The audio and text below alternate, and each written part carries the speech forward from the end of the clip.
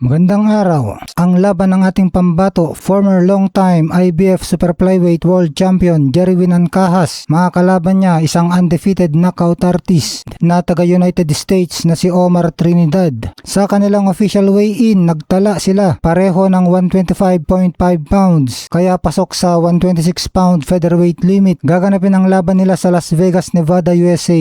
Debut ito ni Ancajas sa ilalim ng Zuffa Boxing. Sa laban na ito, paboritong manalo si Omar Trinidad. Si Trinidad minus 455 sa betting odds at si Ancajas plus 375. Ibig sabihin, kailangan mong tumaya ng 455 pesos para manalo ng 100 pesos kay Trinidad.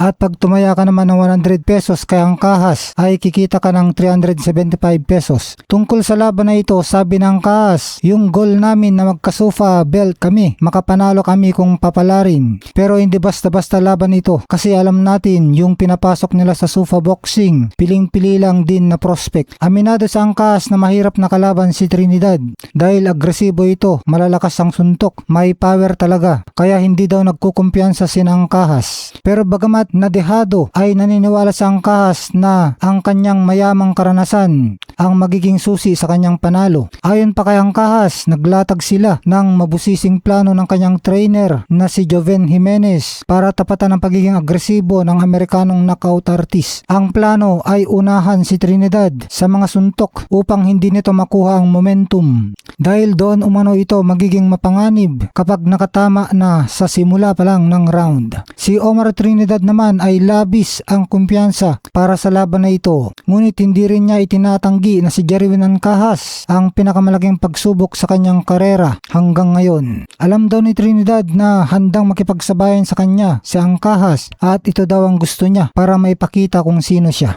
Sabi pa ni Trinidad, tunay akong featherweight, may lakas ako, may pressure at may kumpiyansa na ako ang mananalo. Sa tingin ko, hindi niya kakayanin ang lakas ko sa loob ng 10 rounds.